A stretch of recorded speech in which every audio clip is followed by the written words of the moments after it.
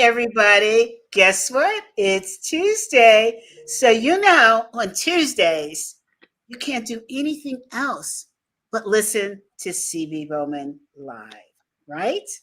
Because I always have the most fantastic guests. And you see, I did my hair up for today. Don't I look cute? And I've got the rockin' red lips. It's becoming my signature. My husband taught me into wearing this color. I always wore sort of like. I like it. I think it looks great. Thank you. So for him, now I wear the red lipstick. So listen, I have a guest beyond guest today. And this is no secret, right? That we're moving towards not just discussing the challenges of the C-suite, but because I'm working with courage as a consultant in this space, I have to market myself a little bit.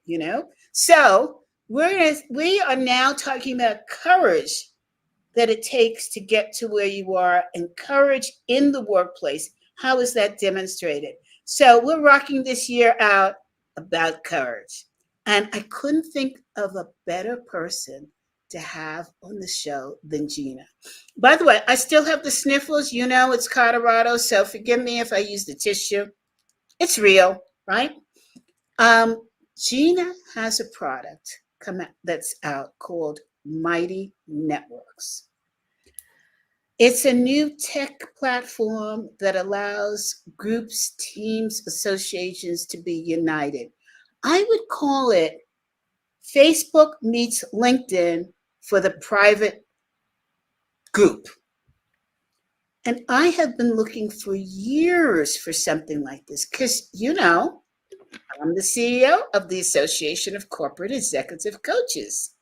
And I couldn't get my members on LinkedIn, in one group because they didn't feel a sense of privacy, or as they say across the pond, privacy.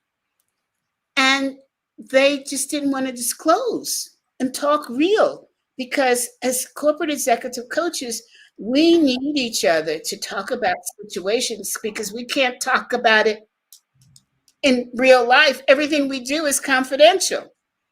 So when I saw Marshall Goldsmith, I'm his honorary daughter, and the MG100 team go to Mighty Networks, I said, what the heck is this that I don't know about? And of course, I quickly purchased it for ACEC. So we have the founder and the CEO of Mighty Networks on. Let me introduce Gina. Gina, say hi to everybody. Hello. Thank you for having me. My pleasure. Gina, how do you pronounce your last name? It is Bianchini. Bianchini. So the CH is a K sound because it's Italian. My husband is Italian, and he pronounced it different than you. That? Oh, wait, he's saying in the background. No, he didn't. I think I just insulted him. He's like, hold up. I know Italian. Exactly. I'm not crossing that bridge. Okay, Bianchini. Bianchini. Bianchini. Yes. But the way that you say it, it sounds like there should be an E instead of an A. Bianchini. Maybe I pronounced my own name wrong. I wouldn't be surprised. You know what I do find though, that it's long, so it is a little bit longer than what the appropriate space is in introducing yourself. So I have to basically slow down because otherwise I'll say Gina Bianchini and it will sound like I'm saying Genie Bikini. And but I'm saying Gina Bianchini, but that is like one word. When you say it together, it sounds like it's a rhyming word. I love it. I know. Now, Gina, tell us about you. One of the reasons why I wanted you to come on, because even in this day and age, it takes an awful lot of courage for a woman to get to where you are. So I want to know the inside scoop. Tell me about your parents. Tell me about growing up. What gave you the chutzpah to do what you do? So I grew up about 25 minutes from where I am right now, in a place called Cupertino, California. It's today known because that's where Apple got started. My grandparents moved to Cupertino in the 50s to open a plant nursery.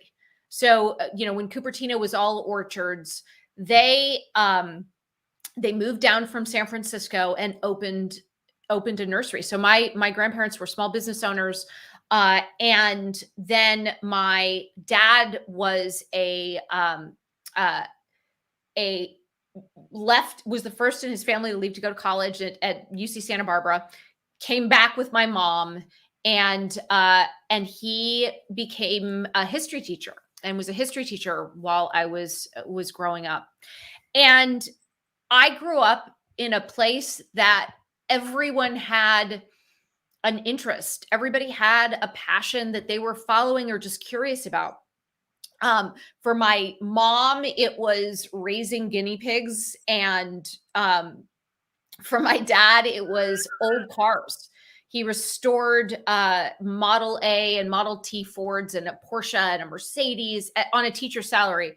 And everybody I knew and grew up with, they were tinkerers, whether it was my grandfather down the street, who again was running a nursery, or whether it was the engineers who had come to Silicon Valley. This was all Silicon Valley when it was still orchards. But the thing that people had in common was this desire to explore and follow their curiosity and follow their passion. And that was in the air where I grew up and at a time and a place that I grew up. And for me, the thing that really caught my attention was biographies and history and how the world changes. And today I would sort of think about it and capture it as people systems. How do people systems, how do they show up, and how do they move from one culture to another culture? How do they change? And so I followed that interest, that passion, that goal from, playing team sports. I played field hockey in college, to going to Washington, D.C. when I was in high school and working as a congressional page, the 16-year-olds that deliver packages and messages across the Capitol. Also, the youngest federal employees. Didn't think that you were going to think a lot about the congressional page program on this podcast. And so I came back from that experience, really fortunate to be recruited to play field hockey at Stanford. And wait, time out. Oh my God. Yeah, your background is so out of control. I love it. Okay. I mean, I've come from very humble beginnings, but at the same point in time, there was always a sense of possibility.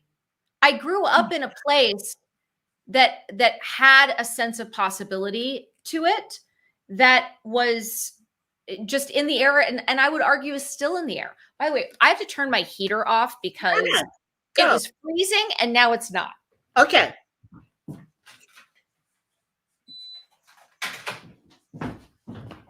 Again, in my little sunroom here, we have all sorts of. Oh wait, I got to move back to the right spot. How's that? Because audience, I said I don't want to see the chair behind you. There's I drove her crazy before we started. It's okay. I was into it. I felt like I was definitely getting stage managed, and I was into it. It was awesome. So that expression, audience. Well, the women don't know this. You've got to buy makeup that looks like you don't have makeup on. Yeah. So do a little this and that. So okay, now wait a second, because yesterday I was interviewed by Howard Morgan, who I'm so fortunate to have him as a mentor. He's going to kill me for saying this on the air. Howard was a millionaire at age 16 and has never stopped. And he talked to me about courage. And we actually came to the point that you just made, that it's a sense of possibilities. Mm-hmm. I mean, as women, particularly in the United States, are raised with a sense of fear around possibilities.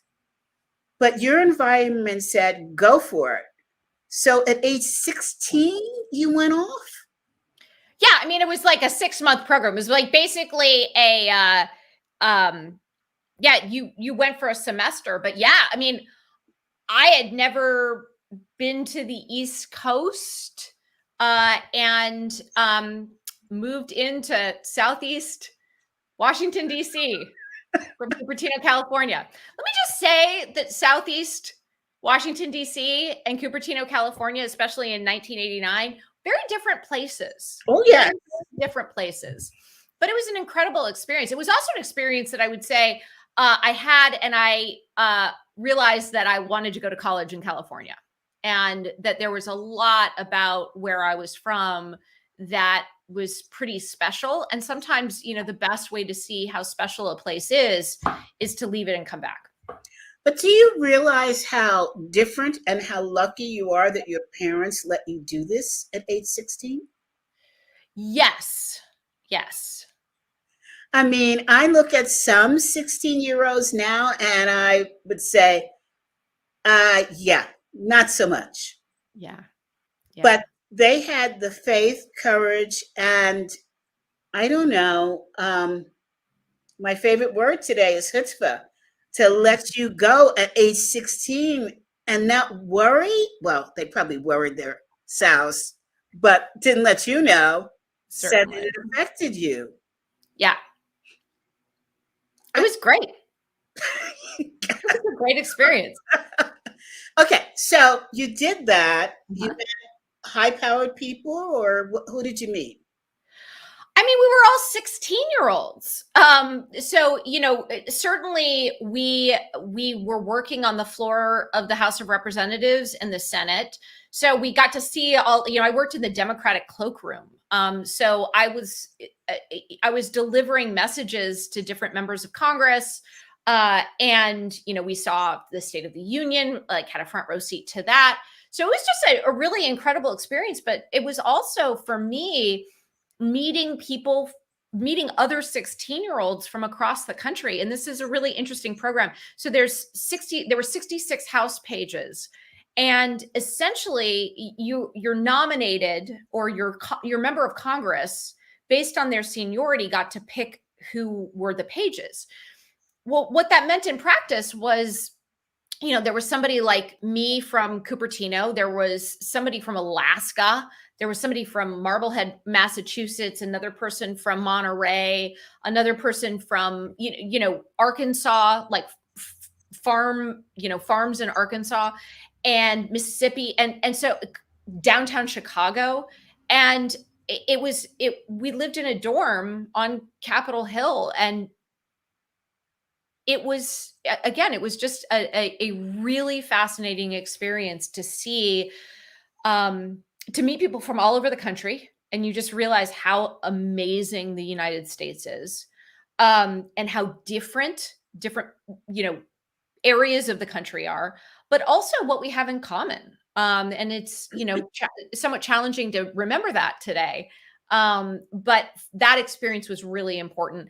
I did not like the food in DC though. Like, that was not my jam. And so, you know, I came back to California and I was like, okay, I need to play field hockey, which is primarily an East Coast sport, in California, and go to a university that I can meet the same kind of like national have the kind of national experience that I had. Now, fortunately, I, you know, live in a place where you can go to school in California, play field hockey, and have a national experience at more than one college. So, you know, again, this is just you know, I was incredibly fortunate to have these different possibilities and these different paths that would have been just as phenomenal if I had gone to Cal Berkeley as I was able to have at Stanford. But I went to Stanford. And wait, I'm sorry. Sure. For parents that are listening or thinking, what can I do with my kid? How did you find out about this program? How were you recognized? And most importantly, how did you learn how to behave appropriately? Great question. So number one, I had a family friend who had worked on Capitol Hill and said to me, probably when I was like 13 or 14, hey, did you know that they have this incredible program? It's like the PAGE program.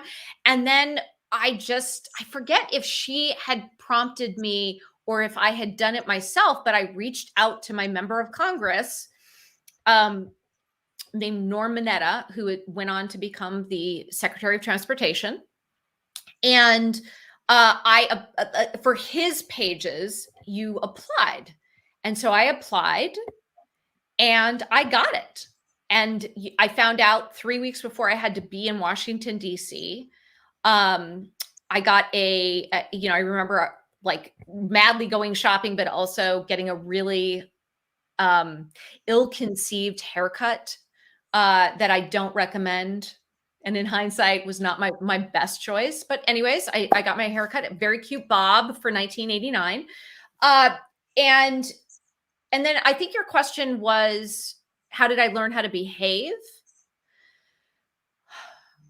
That's a great question. So one, I think in general, the same, not only basic manners, but the discipline that I had and never remember not having as an athlete, as a, high achieving student. Again, I don't think I ever got asked by anybody else to do my homework. I think I always sort of knew how to do that. And then it was challenging though, because as a 16-year-old, I'd never, we had to get up and school started at 6:45 a.m. And then we went to school at the Library of Congress. Oh, wait a second. I forgot that part. You were still in school. Oh yeah, I was a junior in high school. Okay. So we went to school from 6:45 to 10 a.m. And then at 10 a.m. we walked across the street to the Capitol and we started our workday, which ended then at like 5:30. But then if Congress was in session, we would stay later for votes and things like that. So it was definitely more intense in many respects, but than, normal public high school in California. But in other respects, it was kind of like I got it. Like it wasn't a foreign experience. The things that I remember are things like, in California, when you wash your hair, you leave the house with wet hair because your hair's not going to freeze. In Washington, D.C., your hair freezes, like stuff like that. So, I learned those the hard way. But in terms of communication with Washington. Yeah, but I did debate in high school. I did speeches. Okay.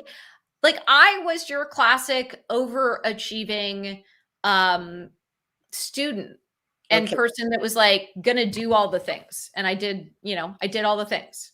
Okay. Now we're getting down to the nitty gritty of it all. Okay.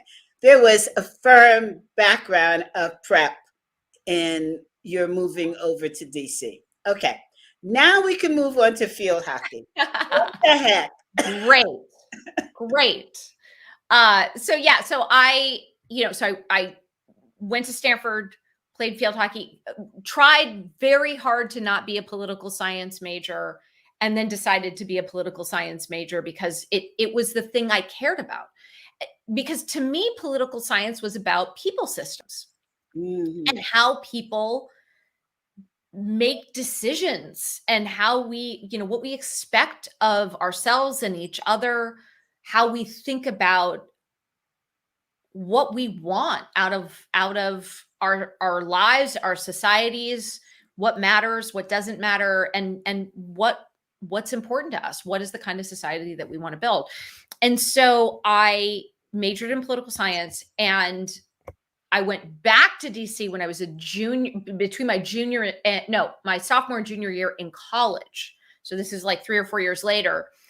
And I was standing outside the White House with a sign, like for like a protest. I remember looking around and saying to myself, I think I would like to be inside and not outside. And so I was like, how do you get inside the building?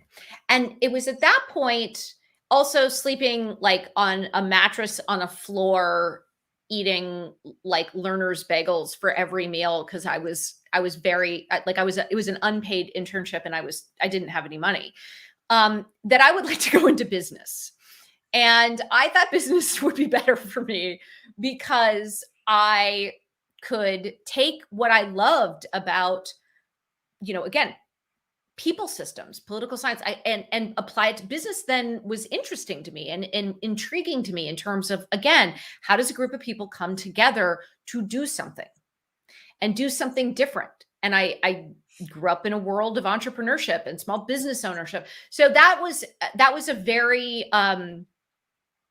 natural move from sort of interest in politics to interest in business. And when I graduated from Stanford, there was all this on-campus recruiting, people coming to recruit Stanford graduates for their businesses. And the main recruiters coming to campus were investment banks and management consulting firms. And I interviewed with both and decided that I had no idea what investment banking actually was. And one of my friends told me like how to answer the question. So I was like, okay, like walked into the interview and somebody was like, so what do you know about investment banking? And I was like, well, as a matter of fact, it's how companies raise capital, whether in the form of equity, stocks, or debt, which are bonds. Mm-hmm. And I'm really interested. And I learned what it was in the waiting room going into that interview. And yet the reason I took the job in investment banking and specifically technology investment banking was I looked at the people that I was interviewing with and I was like, they know something I don't know yet. They know something I don't know yet. And I want to learn from them. I want to learn how to be a business person. I want to learn how to present myself. I want to learn what this all is. I want to be, a part of these deals. And so that's what I did. Wait, Gina, didn't you have a fear of failure because you knew nothing about this? No. I love your response. No. No, Not. Well, because I was curious. Like one of the things I think is so helpful to me, at least, is when I am curious about something, when I want the answer to something, I don't think like my fear kind of goes out the window. So I'm a big fan of how do you frame something and how I frame something. And so when I'm able to frame something as being driven by curiosity, it's what is there to be afraid of? Like you got to get the answer and you got to sort of bust down walls to get the answer.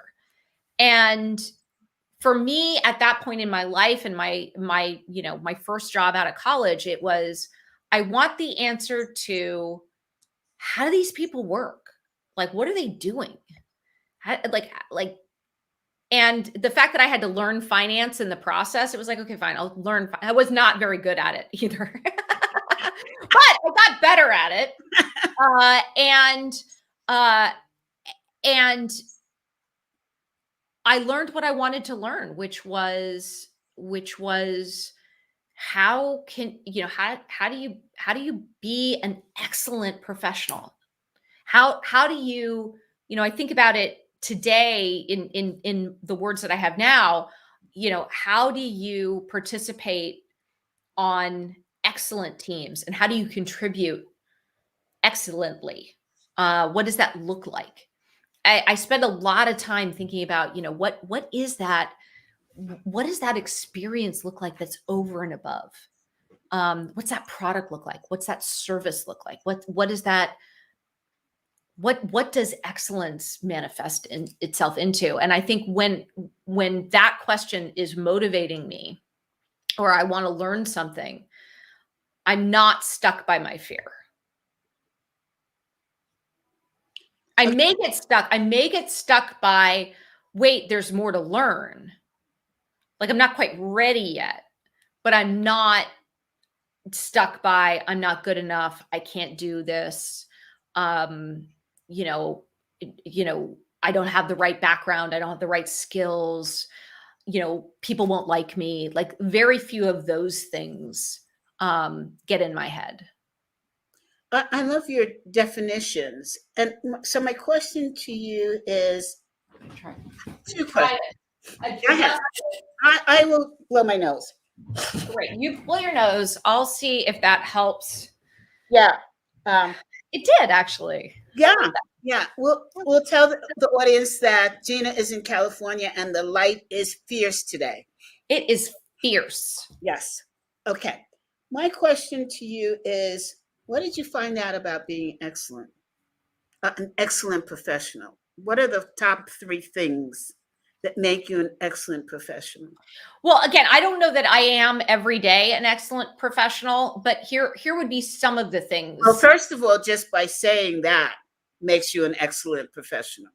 Yeah, like it's fun to think about how you level up. Like what does the best mean? What does it look like? Right. So one I would say is that is I could say the big things or the small things, or there's sort of a mix of the two. But I'll share a couple of small things that I notice. Okay. Excellent professionals, no matter how busy you are, get back to you immediately, like within seconds. And what I've observed is there's a whole set of people that I think want to be excellent that don't know that thing. So the speed of, and again, that will trigger all sorts of things like, well, there's too high of expectation of people to respond all the time. But here's the thing I've observed is speed matters. Speed of response, speed of getting things done, speed matters. I have to stop you. Sure. So Jar is responsible for programming for this show. And I said to her today, we had an early morning meeting because she's in the Philippines. And I said, oh, Gina's on the show today. And she said, I like her. And I said, you've never talked to her. What do you mean you like her? Because I was curious. Right. And she said, she's responsive. She gets back to you right away. I said, don't most people? And she said, no. And she is CEO of her company. And I just felt like you made her day. That's really nice to hear. And I wanted to share that with you because thank you. Oftentimes people dismiss people. And I know when I started my business, I dismissed people, not out of the want to make them feel bad. Right. It was out of the focus of, I've got to get this done. I need to do this right now. And I need to get to the top brass and don't get in my way. Mm-hmm. Now it's about not dismissing people and paying attention to their needs. Yeah. Well, and look, there's always going to be a balance. Yeah. But I think that kind of responsiveness, like something as simple as agendas before meetings, clarity about what any of us want to get out of the meeting. And then I think this is, again, another action or activity or practice, I should say, of excellent professionals is there's a follow-up within minutes. And here's why. So even planning for 15 minutes, like some kind of slack between your meetings, and this is why. So one, it just helps clarify. So if there was any room for miscommunication, you flag it right after a meeting, right? And then the second thing is that the best way for any of us to get smarter and organize our thinking and our ideas is to write. The power of writing isn't necessarily the communication out. It's actually the way that we organize our ideas. And so what did we remember from that time we just invested in together? So again, it's like, am I perfect about, this? No. But have I watched over years, like what are some of the behaviors of excellent professionals? Yes. And I would just observe that the fancier and busier somebody is, the faster they get back to you. It is an odd thing. So yesterday I wrote a colleague an email, and this colleague is extremely well known. Mm-hmm. He is the business advisor and coach to some big names in sports. Okay. And I didn't think I would hear back from him. Within an hour, Mm-hmm. I heard back. It was only 2 words. And then I followed it up. And then he got back to me with 4 words. Mm-hmm. And so what you're saying is so important, because I felt good that he took it. Because when I wrote it, I thought, okay, I might hear from him next week. It's a bit of a binary thing. So, all right, let's stop. I would like to be coached by you, Gina. What shall I do following this interview? Ooh, that's a good question. So I hadn't thought about it in the context of interviews. So I will think about that. Please. And by the end of this interview, I will see if I've got anything to offer. I'll share, though, another thing another experience that I just had along the lines of, like, again, excellent professionals. I found myself on a call that one of my friends had asked me to do with a up and coming entrepreneur. So this is somebody sort of early in their career. They had a startup.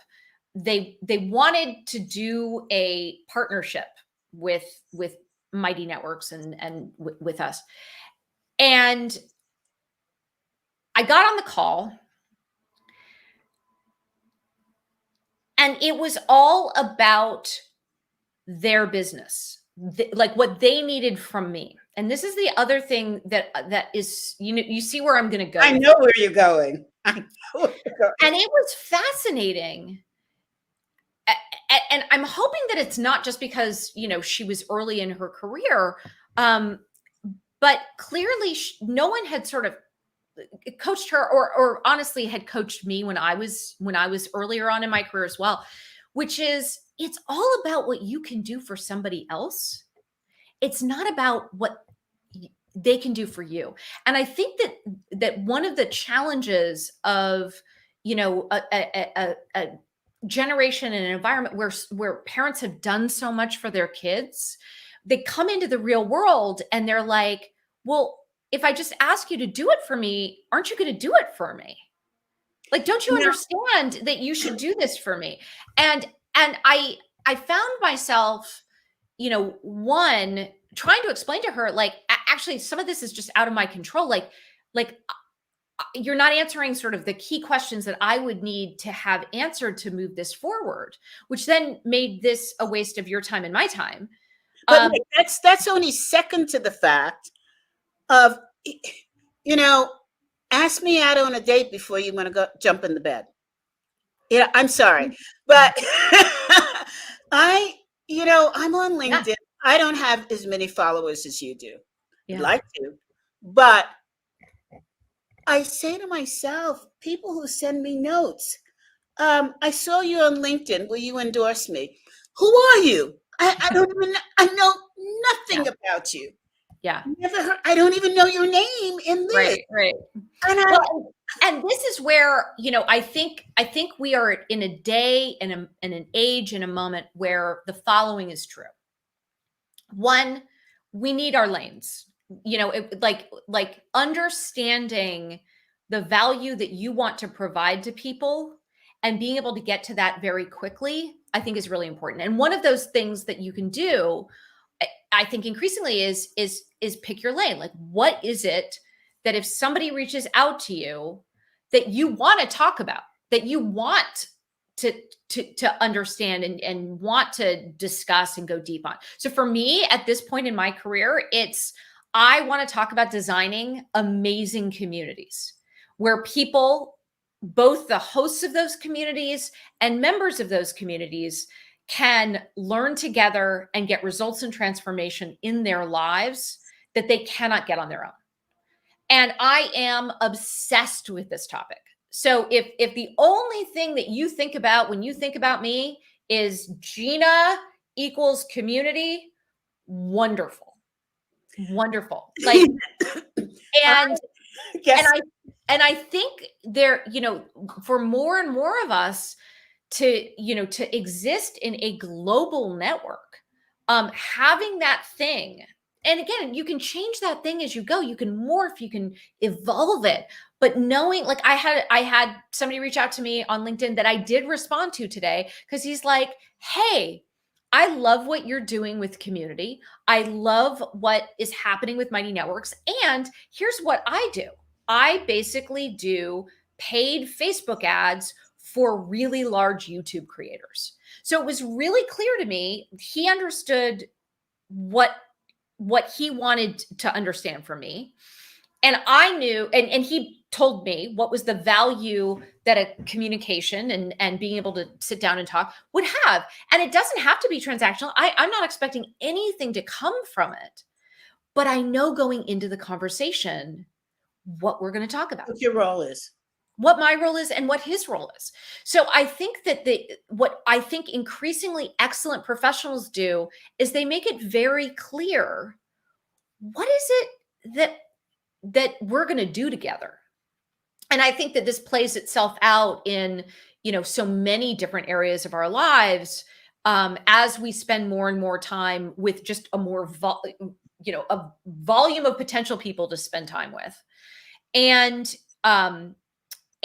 having so much of our time in a virtual sense. So you have to get clearer, but also what it unlocks is like beautiful collaborations. I want to interrupt you here because I'm thinking about two situations recently. One is, I'm not sure if you're familiar with Dory Clark. Yes. She is a powerhouse. I just read her book. Which one? The Long Game? Is that the latest one? Is The Long Game, I think? Yeah. It's The Long Game. Yeah. There is the other one that has a yellow cover. I think it's called. It's the earlier one. Yeah, I was thinking I was going to get that. Yeah. I have both.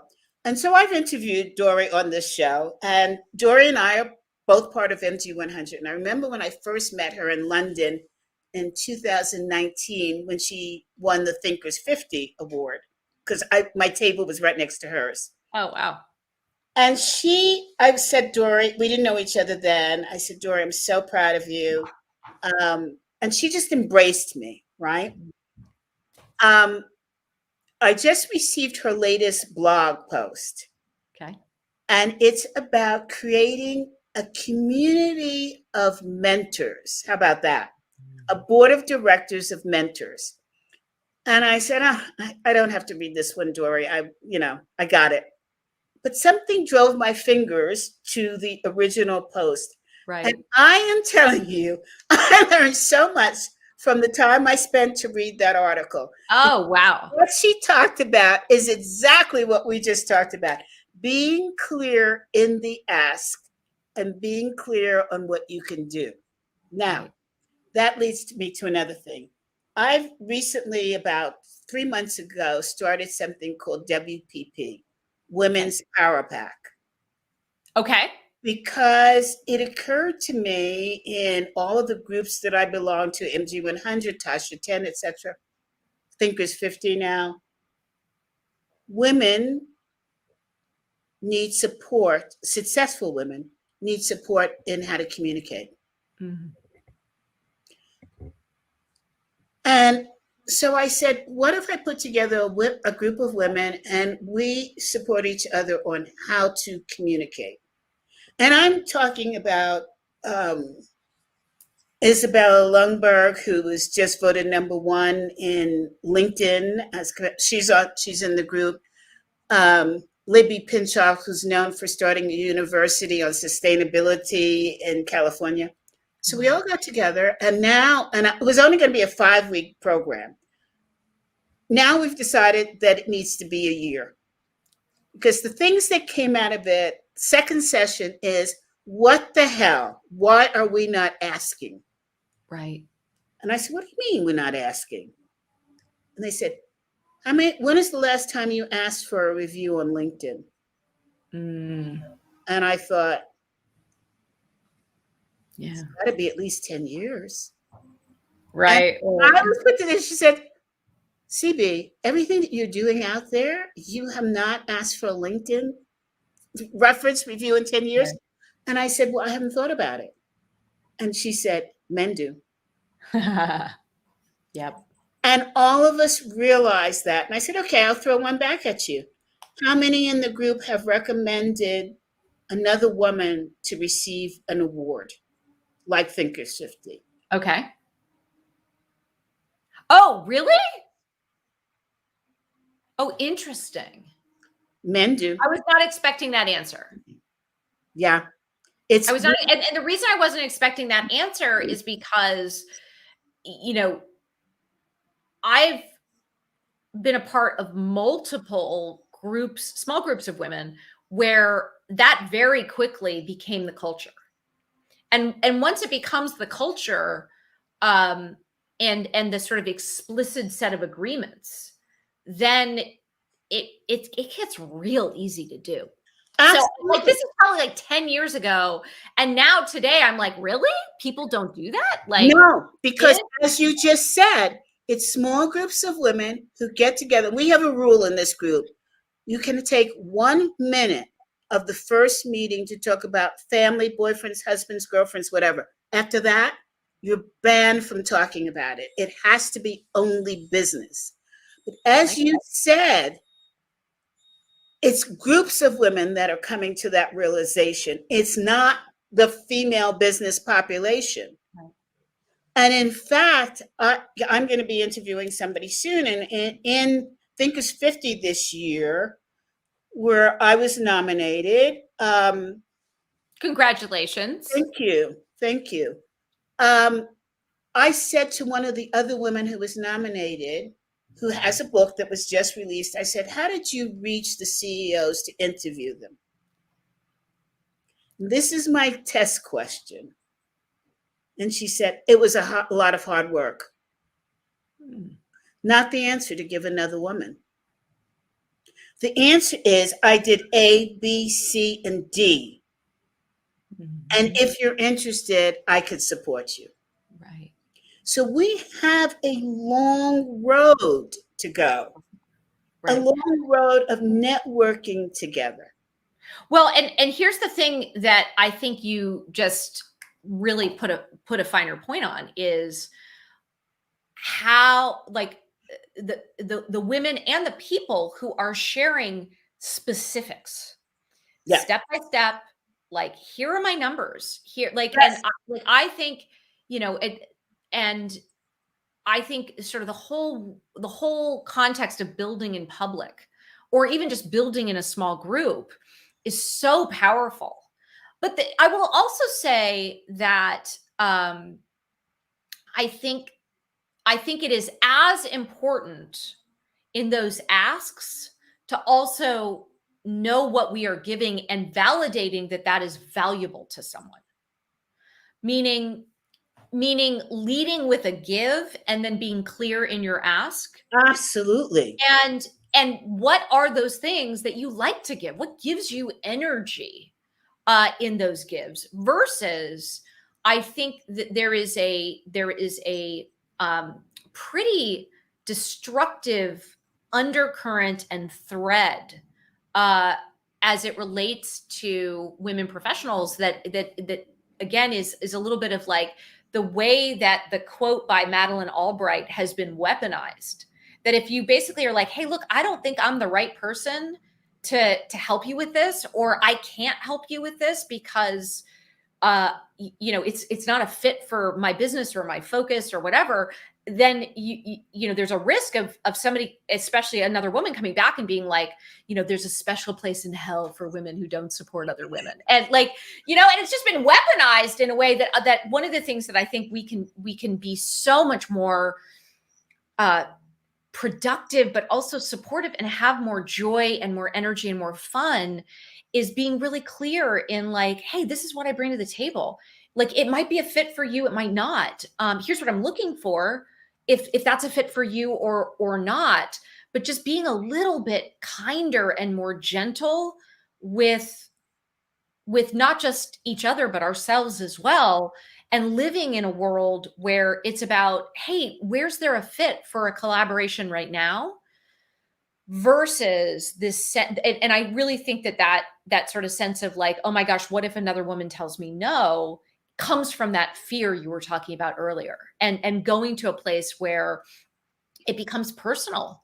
It becomes, oh, Gina's mean, or she doesn't like me because she's like, I don't know that I have anything to really give you right now, And so I think that there's some nuance there that is so important, and that actually gets worked out in the kind of small, private groups of women or similar professionals, that is so powerful, and what makes coaching so powerful, and what makes masterminds so powerful, and what makes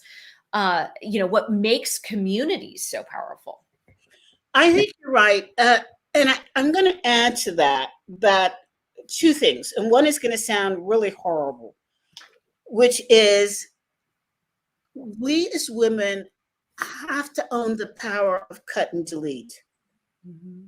In other words, if you're in a relationship with somebody in the business world and you're not getting what you need out of it, after a conversation with the person, right, cut and delete. Right. Now, you can do that without harming the relationship. Yeah. You can do that without cutting off somebody's legs. We, in this culture in the United States, have not learned that art. Yeah. Right? The same as we have not learned the art of when do you go to the next level in a relationship. Yeah. Now, I'm going to throw something out that's a bit contrary, but works with that concept. Sure. Is in our WPP meeting last week, we had one of the women speak about how she does sales.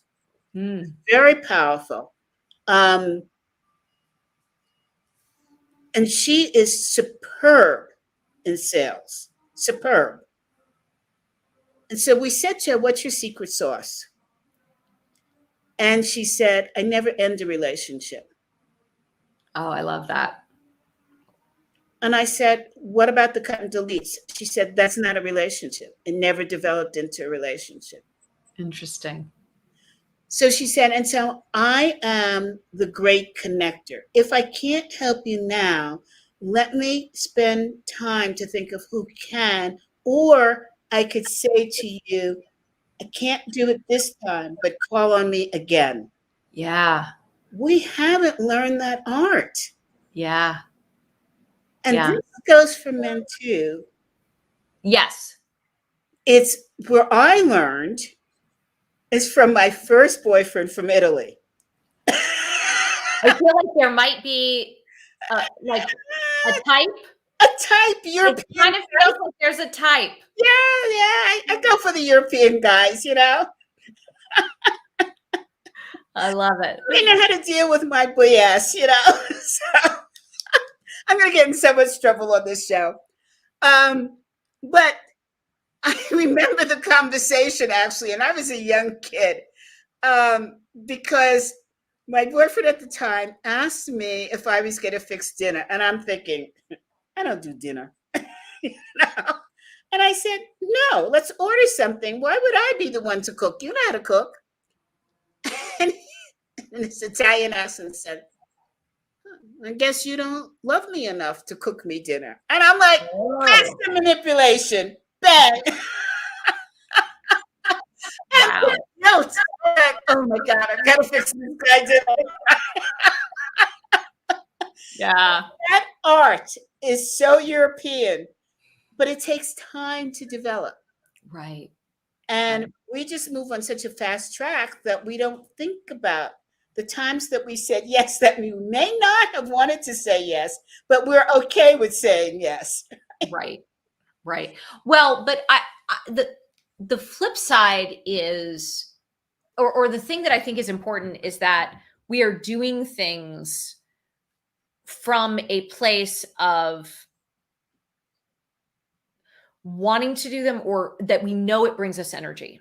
So Yes. for example, there's a set of things I used to do that are exhausting and that don't, like, I can't, like, I have a whole set of people on my team who rely on me to be 100% focused on Mighty, bring my best, my best, most excellent self to work. And I love saying to work when it's literally like walking into a different room in my house, is so is the case for so many of us. But there's this sense of, like, again, this fear and this weaponization of this idea that if you don't help other women, then you're literally evil. You should literally be in a special place in hell.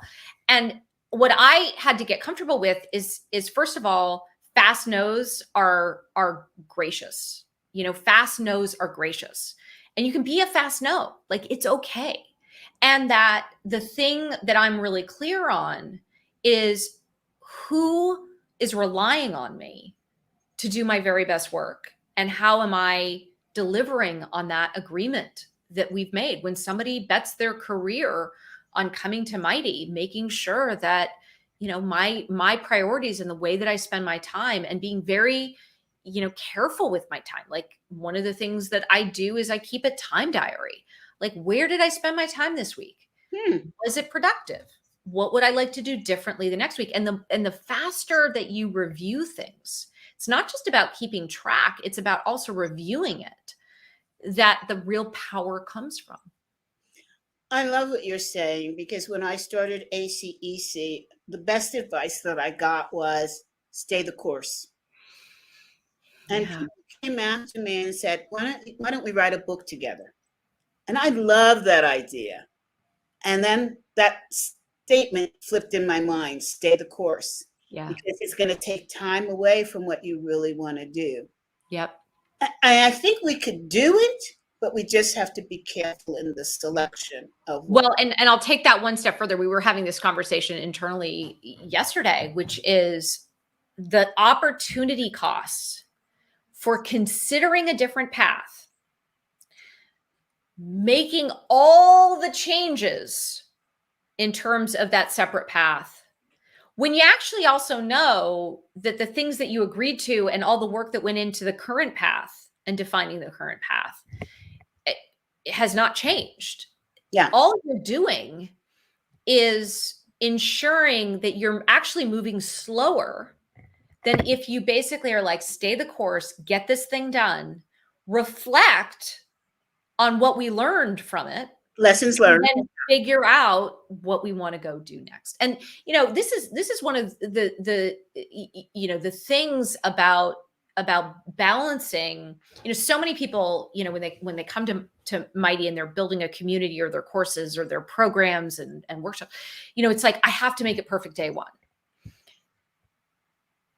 The power is actually in building a system, and again, been a theme today, but also building on top of a system that is built for evolution, that's built for experimentation, that's built for, how do you have, a program and a place to start, but then as people go in different directions and in different ways, that you can evolve.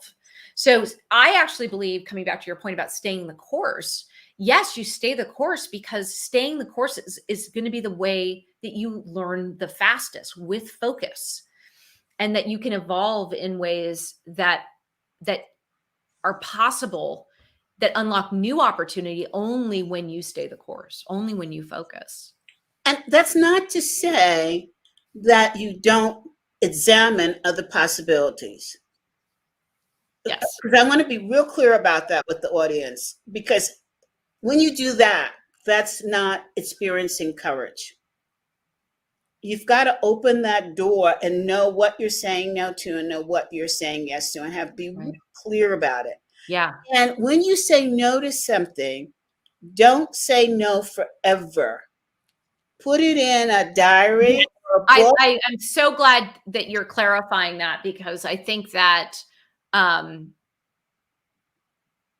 so many people think that when you say no, it's no forever, on both sides. Like, you know, oh my gosh, am I saying no to this idea forever? Or, you know, we see it, for example, at Mighty, where it's like, oh, you know, I want to teach this course in a community, but like, it's so narrow. Like, what if I get bored of it? It's like, just start with something narrow and then you can build on it.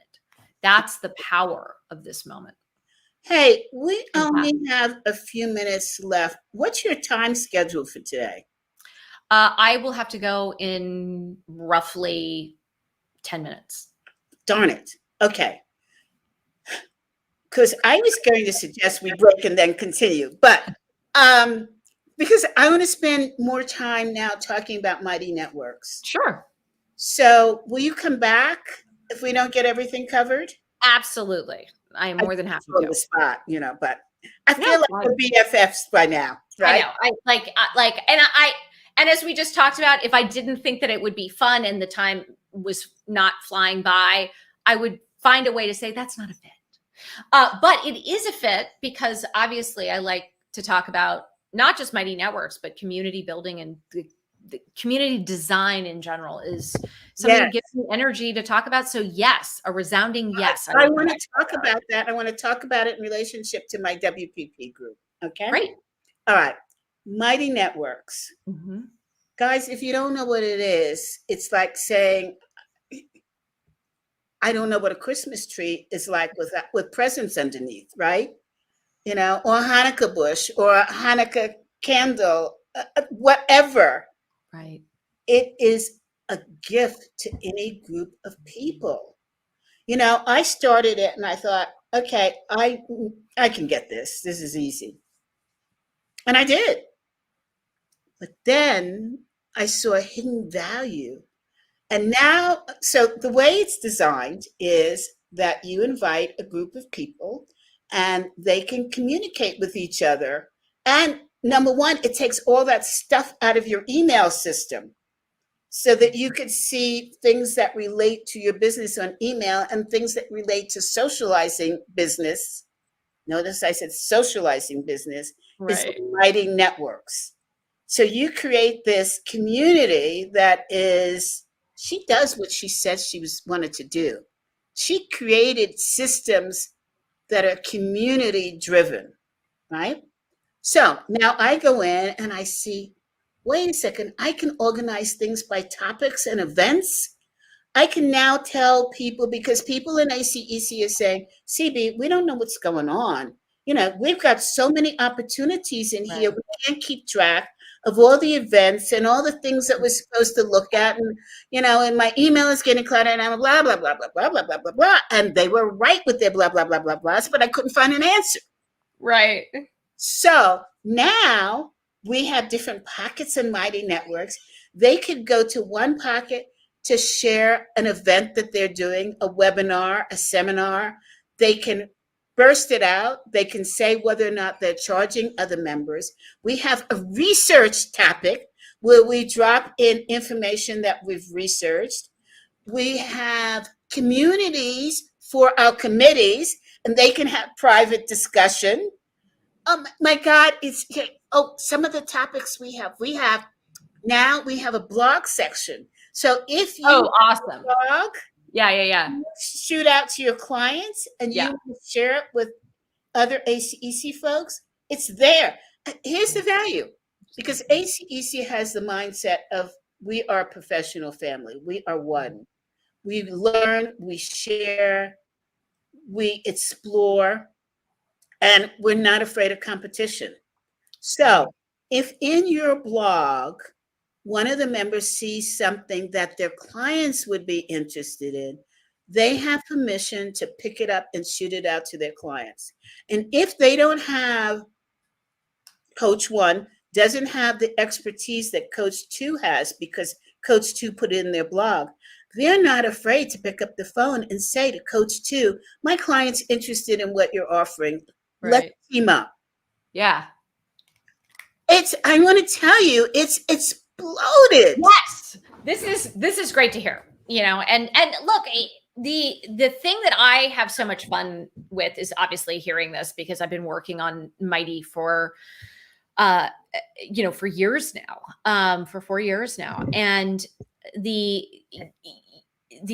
power of this model was to basically say, look, for a community to grow and scale, you need to have sort of the main, the main street, which is that sort of, primary home and activity feed. But also you need to be able to go into different places and have different groups and courses. So we actually have the ability in one place under your brand to have multiple groups, multiple courses with course communities in them.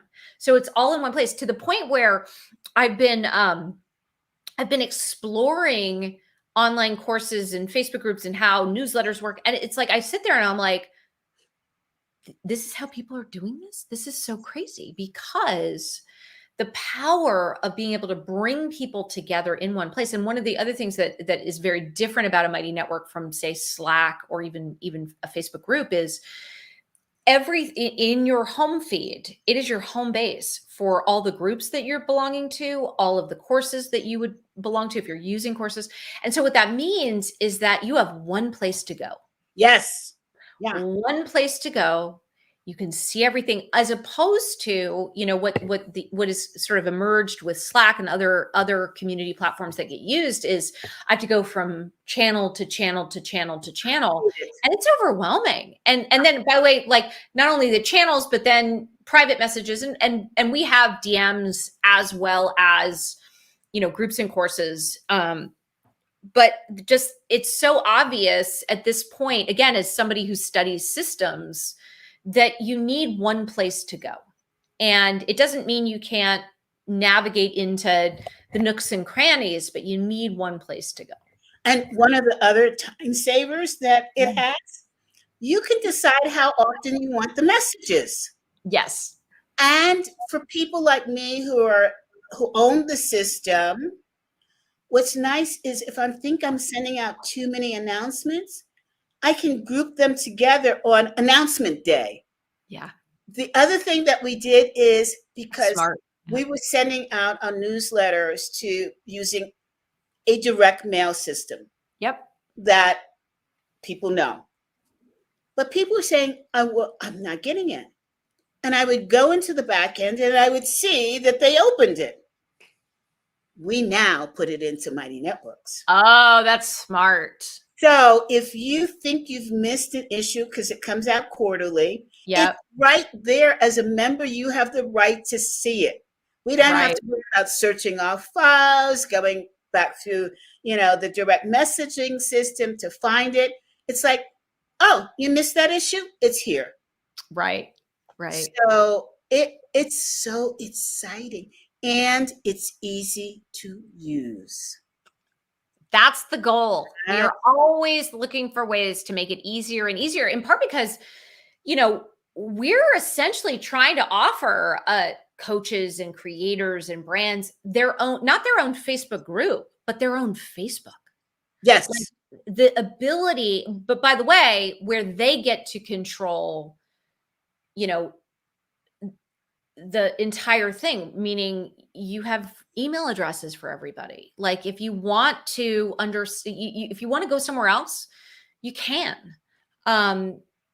We would miss you, but you can still. The point is, we want to make sure that our interests are aligned with every, what we call, host of every Mighty network. And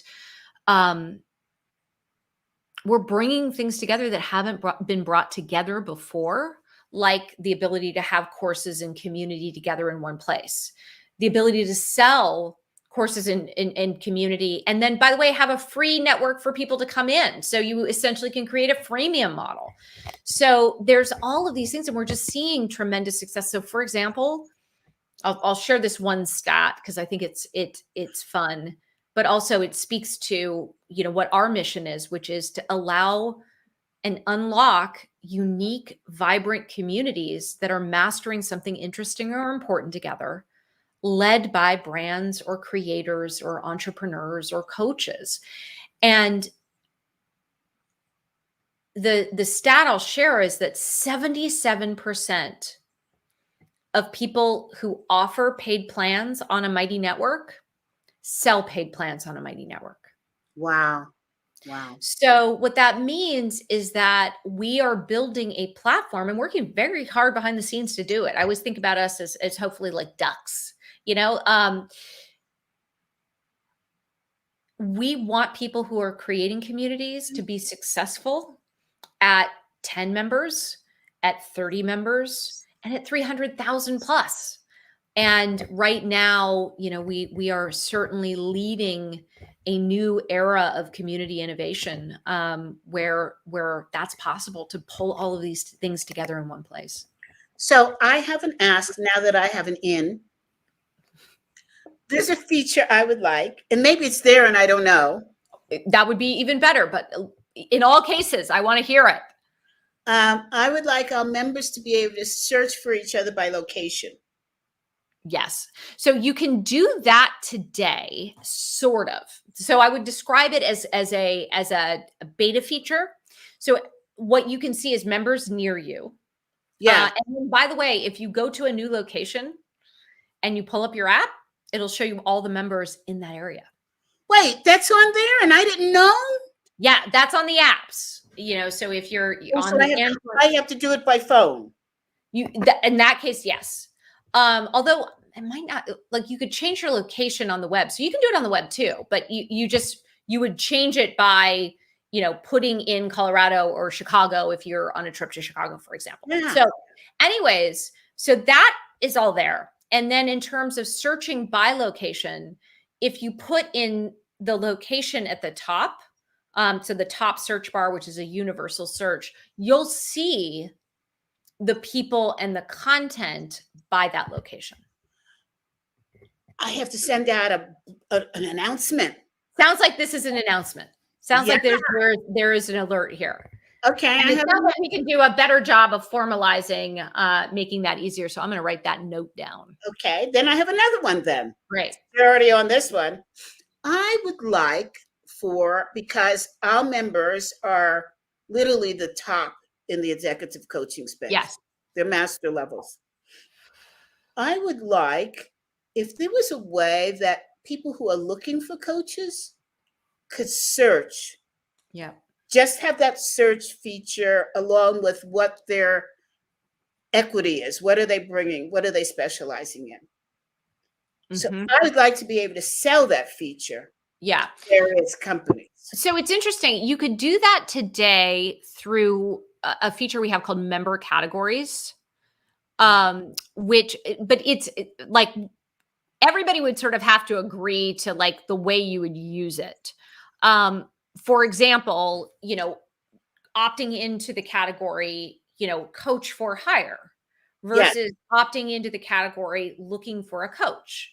Yes. But once you have that, you would actually be able to filter today in your Mighty network by one of those two things and then reach out to people. But can people, like, for example, suppose Pepsi wants to hire a coach. Can I charge them to make that search in Mighty Networks? No. What you could do is charge them for access to the main Mighty network. And or wherever that sort of set of people are, and they would access them that way or access this way, but there isn't a ability to charge just for that search. It can if we do. But I'm taking that as a note, CB. I'm taking that as a note. If we do that, will they be able to see the private conversations that are taking place? throughout? Well, so this is the thing. If they would not be able to see conversations in groups or courses that they're not a member of. So you could set this up such that at the main Mighty Network level, you'd have those member categories of coaches versus coaches looking for coaches. And then you could essentially charge them for access to that main Mighty Network, but they wouldn't be able to see into the conversations in any individual group or course in which they are not a member. Drop the mic. I love it. I love it. I think I need a coach for my Mighty Networks to step. Well, it's funny that you say that, because the project I am working on right now is all around how do we really expand, not just, do it yourself, but, do it with other hosts as well as do it for you. So stay tuned. If you need me on your team as a subscriber to test things, love it. You got absolutely love it. I love it. Hey guys, I know we ran over by 11 minutes, but what could I say? This was a phenomenal. I appreciate the time. One of the benefits of California is I'm going to go get some lunch. I'm going to my room that I'm in went from being super cold to really hot. So I'm like ready to get off. I get it. Awesome. Okay. You're ready to jump into that bikini, right? Exactly. I'm like one step away from, a winter bikini, which, by the way, yes, it's not really a thing for me right now. Like, not really a thing for me. All right. But anyways, thank you so much for having me. I really appreciate it. Thank you so much, Gina. I love it. And now we got each other. We're connected. I love it. All right. Take care. Bye. Bye, everybody. See you next Tuesday.